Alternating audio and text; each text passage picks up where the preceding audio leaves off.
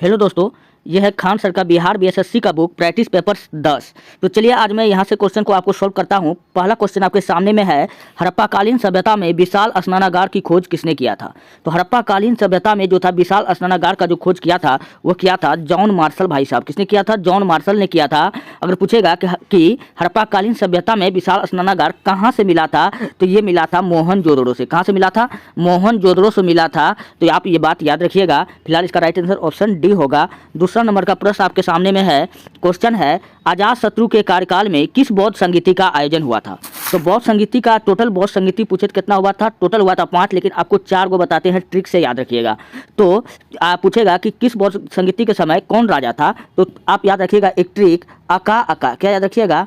अका अका। क्या याद रखिएगा? अका अका। अ से अजातशत्रु, अ से अजातशत्रु ये था पहला बौद्ध संगीति के समय में। क से काला अशोक, ये सेकेंड बौद्ध संगीति के समय में तीसरा था अशोक के समय में थर्ड बौद्ध संगीति का आयोजन किया गया। क से कनिष्क के समय में चौथा बौद्ध संगीति का आयोजन किया गया। हमसे पूछ रहा है अजातशत्रु के कार्यकाल में किस बौद्ध संगीति का आयोजन किया गया था। अभी मैंने देखा अजातशत्रु के कार्यकाल में पहला फर्स्ट किया गया था, तो इसलिए इसका राइट आंसर क्या हो जाएगा? ऑप्शन ए हो जाएगा, प्रथम बौद्ध संगीति। दोस्तों अगर फिलहाल आपको अगर इस वीडियो का PDF चाहिए तो आप जाइए हमारे टेलीग्राम चैनल पर, वहाँ पर सर्च कीजिए इतिहास की दुनिया 99, वहाँ पे आपको मिल जाएगा। चलिए हम लोग बढ़ते हैं नेक्स्ट प्रश्न की ओर। तीसरा नंबर का प्रश्न आपके सामने में है, हड़प्पा नीति सर्वप्रथम किस रियासत पर लागू की गई थी। तो हड़प्पा नीति बोले या गोद निषेध प्रथा बोले, कौन सा? गोद निषेध प्रथा। ये सब को लागू किसने करवाया था? ये सब को कराया था लॉर्ड डलहौजी। किसने करवाया था? लॉर्ड डलहौजी। जब क्वेश्चन पूछेगा किसने इस नीति को लागू किया था, तो लॉर्ड डलहौजी। इस हड़प्पा के नीति के तहत पूछेगा कि कौन सा रियासत को पहले बार हड़पा गया था। ये सतारा को पहला बार हड़पा गया था। किसको? सतारा को हड़पा गया था। इसका ऑप्शन सी बिल्कुल राइट होगा। चलिए चौथा नंबर का प्रश्न है, स्वतंत्रता संघर्ष के दौरान प्रसिद्ध समाचार पत्र केसरी के संस्थापक संपादक कौन थे। केसरी का पूछ रहा है कि संस्थापक संपादक कौन था। तो याद रखिएगा कि इसका जो संस्थापक था वो था लोकमान्य बाल गंगाधर तिलक। इसका ऑप्शन बी बिल्कुल राइट होगा। तो बाल गंगाधर तिलक का आप 2 को समाचार पत्र याद रखिएगा। एक याद रखिएगा मराठा। क्या रखिएगा? एक मराठा, और एक याद रखिएगा केसरी। क्या याद रखिएगा? केसरी। पूछेगा मराठा किस भाषा में था, तो मराठी मत लगाइएगा, मराठा इंग्लिश भाषा में था। केसरी पूछेगा किस भाषा में था, तो केसरी जो था ये था मराठी भाषा में। केसरी किस भाषा में था? मराठी भाषा में था। और ये जो मराठा था ये इंग्लिश था, इसलिए ये दैनिक था। क्या था? नहीं, हफ्ता में 1 बार आता था। और केसरी ये साप्ताहिक था, ये सप्ताह में 7 दिन आता था। तो चलिए मैंने आपको बताया। फिलहाल इसका राइट आंसर क्या हो जाएगा? लोकमान्य तिलक यानी बाल गंगाधर तिलक। चलिए 5वां नंबर का प्रश्न आपके सामने में है। क्वेश्चन है, कांग्रेस के नरम दल और गरम दल का समझौता किस सम्मेलन में हुआ था। तो कांग्रेस का नरम दल और गरम दल में जो समझौता हुआ था, हम सबको पता है कांग्रेस में पड़ गया फूट और कांग्रेस गया टूट। कांग्रेस टूट करके 2 भाग में बढ़ गया था, एक नरम दल और एक बढ़ गया था गरम दल में।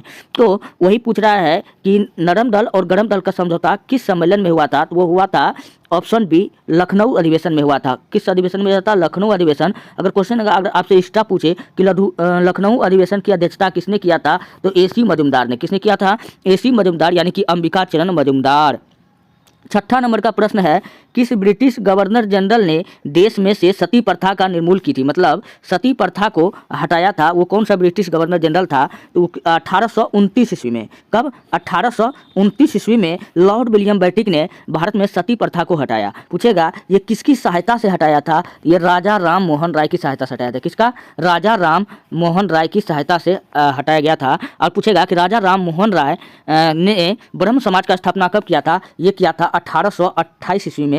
कब किया था? 1828 ईस्वी में। अगर पूछेगा कि इसका मृत्यु कब हुआ था, तो 1833 ईस्वी में ब्रिस्टल इंग्लैंड में हुआ था। इसका जन्म पूछे कहाँ हुआ था, तो बंगाल के राधानगर में। चलिए फिलहाल इतना आप याद रखिएगा। बढ़ते हैं नेक्स्ट प्रश्न की ओर।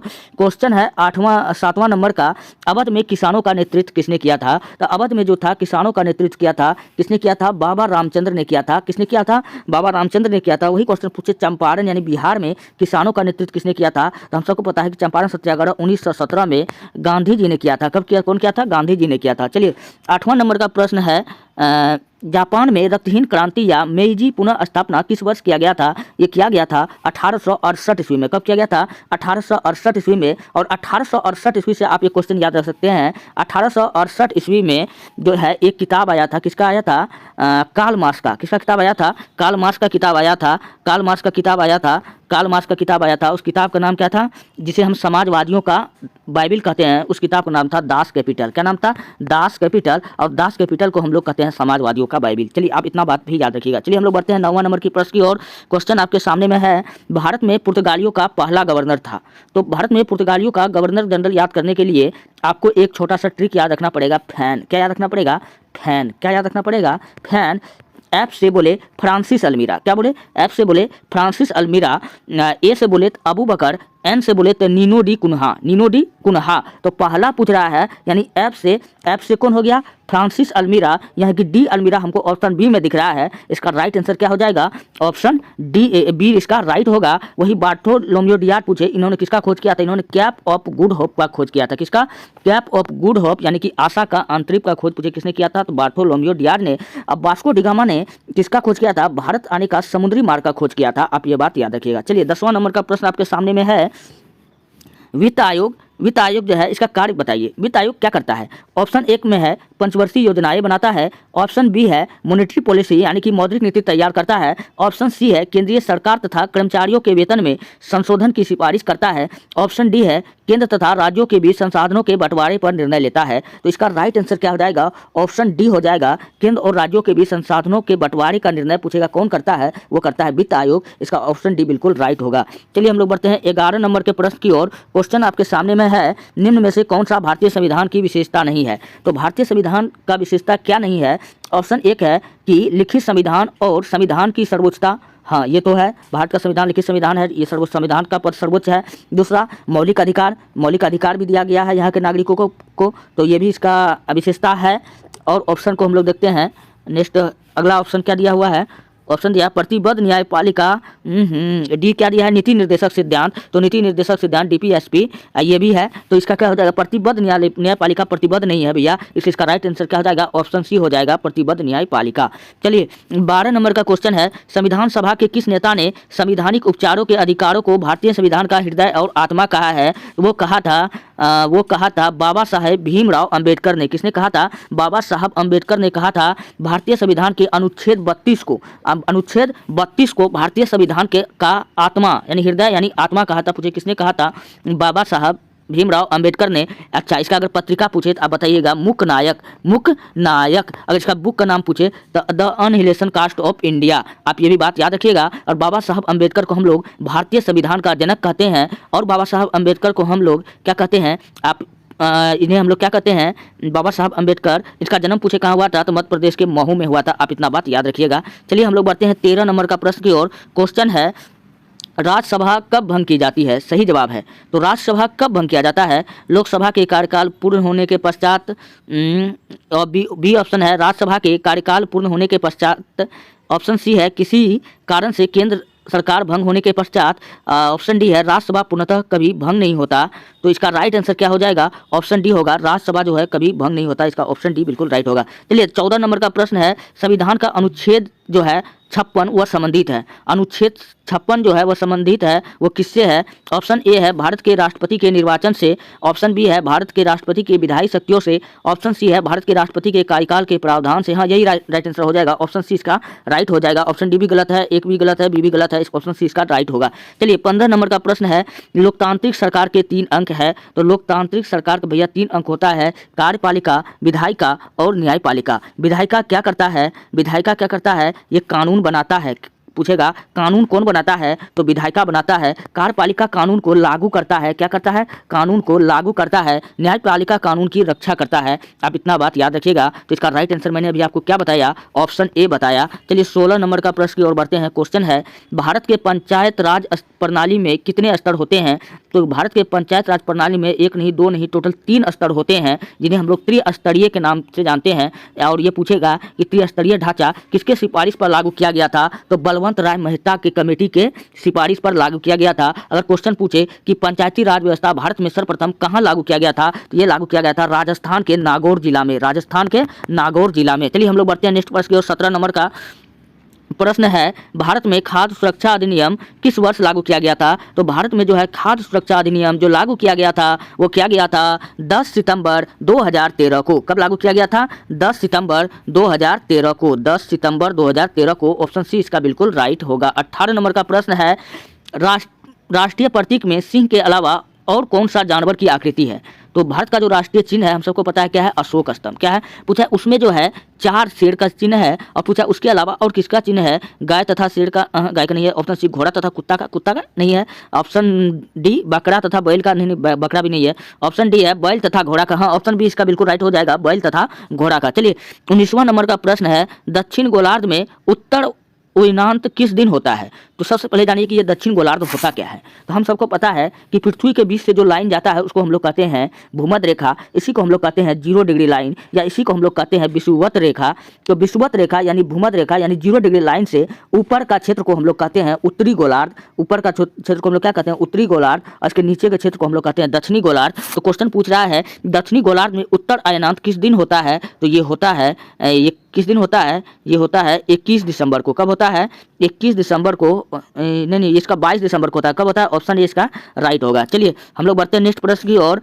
20 नंबर का प्रश्न है, यदि पृथ्वी का अक्ष झुका नहीं होता तो सूर्य की किरण केवल लंबवत पड़ती। पृथ्वी का अक्ष अगर झुका नहीं होता तो सूर्य का किरण केवल लंबवत किस पे पड़ता? या भूमध्य रेखा पे पड़ता। अभी अभी मैंने आपको बताया भूमध्य रेखा को 0 डिग्री लाइन या विषुवत रेखा के नाम से जाना जाता है। तो आप ये बात याद रखिएगा। अच्छा, यही क्वेश्चन को अगर थोड़ा सा और घुमा के पूछता, यदि पृथ्वी का अक्ष झुका नहीं होता तो सूर्य की किरण कहाँ झुका नहीं होता? तब भूमध्य रेखा पर। अगर झुका होता तब कहाँ पड़ता? तब पड़ता कर्क रेखा पर। तब राइट आंसर ऑप्शन ए हो जाता, कर्क रेखा पर। हम सबको पता है कर्क रेखा भारत के 8 राज्यों से होकर गुजरती है। कितने राज्यों से?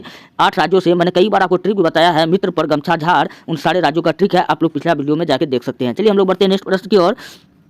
क्वेश्चन है, ग्रेट बैरियर रीफ में स्थित है। तो ग्रेट बैरियर रीफ पूछ रहा है कहाँ स्थित है? ये है ऑस्ट्रेलिया में। कहाँ है? ऑस्ट्रेलिया में। पूछेगा ऑस्ट्रेलिया की राजधानी कहाँ है? तो कैनबरा। कहाँ है? कैनबरा। अच्छा, ऑस्ट्रेलिया का अगर राष्ट्रीय चिन्ह पूछे तो बताना है कंगारू। क्या बताना है? कंगारू। अगर राष्ट्रीय खेल पूछे तो बताना है क्रिकेट। चलिए 22वां नंबर का प्रश्न आपके सामने में है। क्वेश्चन है, भारत में कौन सा प्रदेश रबर का सबसे अधिक उत्पादन करता है? तो भारत में सबसे अधिक जो रबर का उत्पादन करता है वो करता है केरल करता है। कौन करता है? ऑप्शन सी इसका बिल्कुल राइट होगा, केरल करता है। तो और केरल से और क्या क्वेश्चन याद रख सकते हैं? तो केरल से याद रखिए, केरल को हम लोग कहते हैं मसालों का शहर। क्या कहते हैं? मसालों का शहर कहते हैं। और भारत में पूछेगा सर्वाधिक नारियल किस राज्य में उत्पादन होता है? वो भी किस में होता है? वो भी केरल में होता है। मसालों का शहर और नारियल का सर्वाधिक उत्पादन पूछे कहाँ होता है? तो ये भी केरल में होता है। और नारियल को हम लोग कहते हैं स्वर्ग का पेड़। क्या कहते हैं? स्वर्ग का पेड़। तो इसका राइट आंसर मैंने अभी बताया, ऑप्शन सी। मैंने इतना जानकारी आपको दिया। चलिए ऑप्शन क्वेश्चन 23 की ओर हम लोग बढ़ते हैं। क्वेश्चन 23 है, विश्व का सबसे विशाल समुद्र कौन सा है? काफी बच्चा वाला क्वेश्चन आ गया है। ये कौन सा है? ये ऑप्शन बी इसका राइट होगा, प्रशांत महासागर। कौन होगा? प्रशांत महासागर। कई बार मैंने बताया, अब इसके बारे में नहीं बताएंगे। ऑप्शन 24 की ओर हम लोग बढ़ते हैं। निम्न में से कहां पर विश्व का सबसे यूरेनियम रिजर्व है? तो निम्न में कहां पर पूछ रहा है कि सबसे ज्यादा यूरेनियम को रिजर्व करके रखा जाता है? वो कौन सा देश है? वो कौन सा है? वो है ऑस्ट्रेलिया। कौन है? ऑस्ट्रेलिया। ऑस्ट्रेलिया एक अलग देश है जिसका राजधानी कहाँ है? कैनबरा। ऑस्ट्रिया। ऑस्ट्रिया पूछे तो इसका राजधानी कहाँ है? वियना। कहाँ है? वियना। आप ये बात याद रखिएगा। चलिए 25वां नंबर का प्रश्न आपके सामने में है, दक्षिण गोलार्ध में व्यापारिक पवनों के बहने की दिशा है। जो दक्षिण गोलार्ध है, मैंने अभी आपको बताया कि भूमध्य रेखा से नीचे के क्षेत्र को हम लोग दक्षिणी गोलार्ध के नाम से जानते हैं। वहाँ पे पूछ रहा है कि व्यापारिक पवनों के बहने की दिशा है, वो कौन है? उत्तर पूर्व से दक्षिण पश्चिम। ये भी ऑप्शन गलत है। ऑप्शन बी है दक्षिण पूर्व से उत्तर पश्चिम। ऑप्शन बी भी गलत है। ऑप्शन सी है दक्षिण पश्चिम से उत्तर पूर्व। ये भी ऑप्शन गलत है। ऑप्शन डी है उत्तर पश्चिम से दक्षिण पूर्व। इसका हाँ ये सही है, ऑप्शन डी इसका राइट होगा, उत्तर पश्चिम से दक्षिण पूर्व। चलिए हम लोग बढ़ते हैं 26 नंबर के प्रश्न की और। क्वेश्चन है, निम्नलिखित में से कौन सा शहर गोदावरी नदी के किनारे स्थित नहीं है? तो गोदावरी नदी के किनारे कौन सा स्थित नहीं है? नासिक। हाँ, ये गोदावरी नदी के किनारे स्थित है। नांदेड़, ये भी गोदावरी नदी के किनारे स्थित है। निजामाबाद, ये भी गोदावरी नदी के किनारे स्थित है। नक्सारी जो है ये यहाँ क्या कहते हैं? गोदावरी नदी के किनारे स्थित नहीं है, इसलिए इसका राइट आंसर क्या हो जाएगा? ऑप्शन बी हो जाएगा, नक्सारी। ये सब शहर इसका कहाँ पे स्थित है? गोदावरी नदी के निकट स्थित है। चलिए हम लोग बढ़ते हैं 27 नंबर के प्रश्न की ओर। क्वेश्चन है, भारत में से भारत में निम्नलिखित में से किस रेडियोधर्मी धातु का विश्व का सबसे बड़ा भंडार मौजूद है? तो वो किसका मौजूद है? वो है थोरियम का। किसका मौजूद है? थोरियम का मौजूद है। इसका राइट आंसर क्या हो जाएगा? ऑप्शन डी इसका बिल्कुल राइट होगा, थोरियम। और यूरेनियम का पूछे तो यूरेनियम को हम लोग कहते हैं पीला केक। क्या कहते हैं? पीला केक। कुछ क्वेश्चन पूछेगा पीला केक किसे कहा जाता है? तो यूरेनियम को कहा जाता है। चलिए हम लोग बढ़ते हैं नेक्स्ट प्रश्न की ओर। 28 नंबर का प्रश्न है, भारत का सबसे अधिक लीची उत्पादक राज्य कौन सा है? तो भारत का सबसे अधिक लीची उत्पादक जो राज्य है वो कौन सा है? बिहार है। बिहार में सबसे अधिक फेमस कहाँ है? तो ये है मुजफ्फरपुर। कहाँ है? मुजफ्फरपुर है। तो इसका ऑप्शन ए बिल्कुल राइट होगा। चलिए उत्तराखंड नहीं, ये नहीं होगा। चलिए इसका राइट आंसर ऑप्शन ए हो जाएगा। 29 नंबर का प्रश्न है, किस नदी घाटी के चौड़ा होने के कारण क्या होता है? ऑप्शन ए संक्षारण होता है, ऑप्शन सी अपघर्षण होता है, ऑप्शन डी द्रव चालित क्रिया होता है, ऑप्शन बी पार्श्विक अपरदन यानी भूक्षरण यानी मृदा अपरदन। तो इसका राइट आंसर क्या हो जाएगा? ऑप्शन बी इसका राइट हो जाएगा, भूक्षरण मृदा अपरदन। इसका बी सही आंसर होगा। चलिए 30 नंबर के प्रश्न की ओर बढ़ते हैं। क्वेश्चन है, जनगणना 2011 के अनुसार सबसे अधिक घनत्व किसका था? जनसंख्या 2011 के अनुसार सबसे अधिक जो घनत्व था, जो भारत का जो सबसे बड़ा जगह होगा, कौन होगा? दिल्ली। तो सबसे अधिक जनसंख्या घनत्व किसका होगा? तो दिल्ली का होगा। दिल्ली का बाद पूछेगा किसका था? तो चंडीगढ़ का था। चंडीगढ़ के बाद किसका था? तो पुदुचेरी का था। तो इसका राइट आंसर क्या हो जाएगा? ऑप्शन डी हो जाएगा। चलिए दोस्तों ये रहा टोटल 30 क्वेश्चन। इसका मैं बहुत जल्दी पार्ट 2 लाऊंगा जिसमें पूरा कंप्लीट जीके जीएस करवाऊंगा। कुछ साइंस का भी क्वेश्चन बच गया है। दोस्तों फिलहाल अगर वीडियो अच्छा लगता है तो आप हमारे चैनल को तब सब्सक्राइब कीजिए और जितना हो सके अपने दोस्तों में भेजिए। मैं हर रोज़ वीडियो अपलोडेड करता रहता हूं। अगर इस वीडियो संबंधित PDF चाहिए तो आप जाइए हमारे टेलीग्राम चैनल पर, वहाँ पर आप सर्च कीजिए इतिहास ITIHAS इतिहास KI की दुनिया DUNIYA दुनिया 99। दोस्तों ये रहा मेरा टेलीग्राम चैनल। आप वहाँ पर जाकर के इस वीडियो का PDF प्राप्त कर सकते हैं। फिलहाल मिलते हैं नेक्स्ट वीडियो में। धन्यवाद बहुत जल्दी। इसका पार्ट 2 को देखने के लिए चैनल को सब्सक्राइब करके रखें। मिलते हैं नेक्स्ट वीडियो में। धन्यवाद।